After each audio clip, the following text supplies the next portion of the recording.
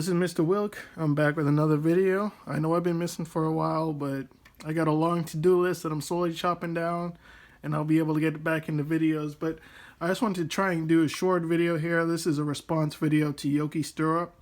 Her Desert Eagle is giving her issues where it won't go fully into battery. And I did say in the comments that possible issues with the Desert Eagle are the break-in period. And I have an example here to show for that. The magazines and how they need to be modified, and also limb wristing. I can't display that right now, obviously, because I can't shoot one on this video. But I want to eliminate the possibility of it being an ammo issue, because for the longest time, the only 50AE ammo that you could get for the Desert Eagle were these two. Hornady, which she was shooting in the video, and Magnum Research, which these are actually spare bullets.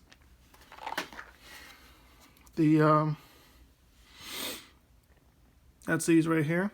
So these are spare Gold Dot 50 AEs. That's what this is here. And those two were the only ones that you can get for the longest time. So I want to eliminate that possibility. It's not really the ammo. And then just real quick, if you ever do buy the 357 Magnum conversion, you can only shoot 158 grain 357 Magnum out of it. Anything lighter will not cycle it. Trust me, I tried it. I tried 150 grain. That didn't cycle. It got like through a couple of them, but it didn't cycle all the way. But so with the 50AE, one problem is this right here, this tab. So you see where it's worn and then it's dark around it. That wear spot is that's fine, but that's where it actually engages the slide lock. That tab is there to engage the slide lock. Now, where's that? Okay. So the equivalent is this part right here. You see where it says 9? That's the part on a Glock magazine that engages the slide lock. So when the last round is gone, that part pops up and hits the slide lock, and that's how the gun locks back on the last round. And on the Desert Eagle, that's what this is.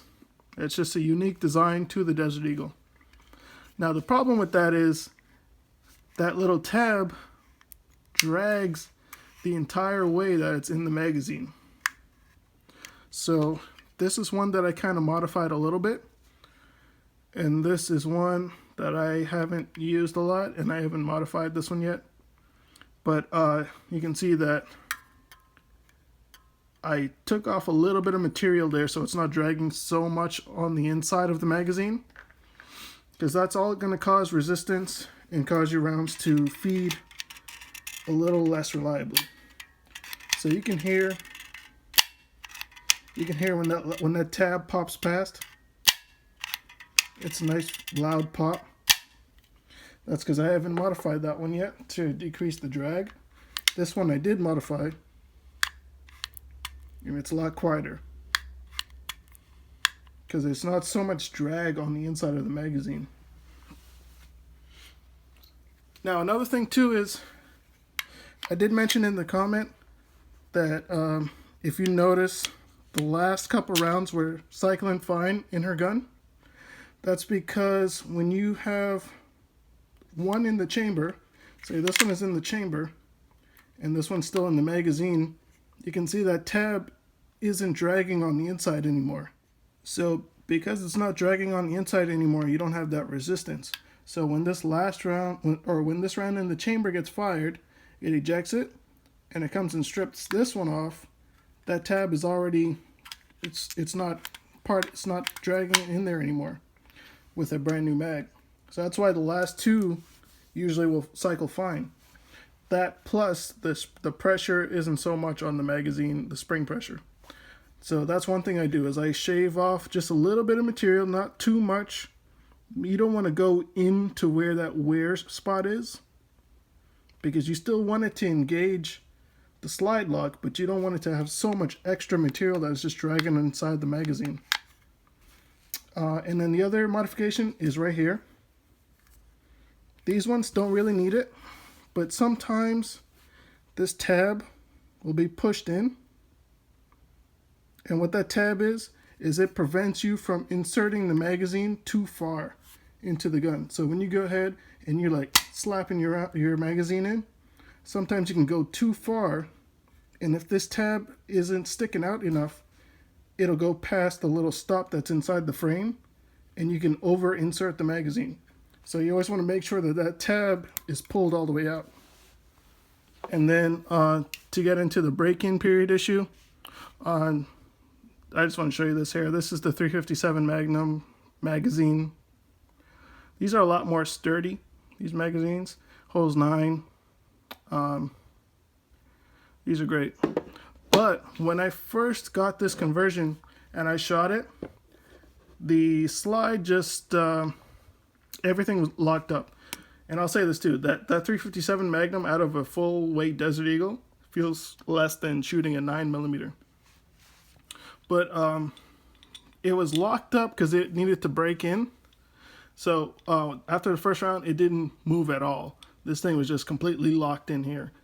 And these operate just like ARs, where the bolt goes into the chamber and rotates. But it couldn't rotate because it was, I guess, rough in there, and the interface was there's too much friction on it, so it wouldn't actually pop out of the chamber.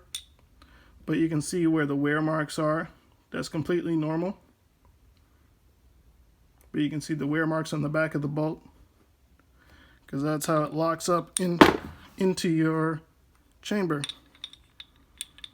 So that's one. If I can get this back in here. So that's one reason why too that sometimes a brand new Desert Eagle needs to be broken in, because of that point right there. Now another thing that may or may not be an issue, I'm not sure, this is just kind of a theory at this point. Stainless steel is less recommended for tight tolerances because it has a tendency to gall, and galling is basically like the metal parts seizing up. I don't know if that's actually what's happening with that gun, but it is a it is a stainless steel Desert Eagle, and I haven't had the opportunity to handle one, a stainless steel one. The one I had was carbon steel, and that's just a theory. So I would love to get my hands on that gun, but I don't know at this point. So, but anyway, I just wanted to make that video. This is a tip for, not just for Yoki Stirrup, but for anybody else who may have issues with the Desert Eagle and their magazines.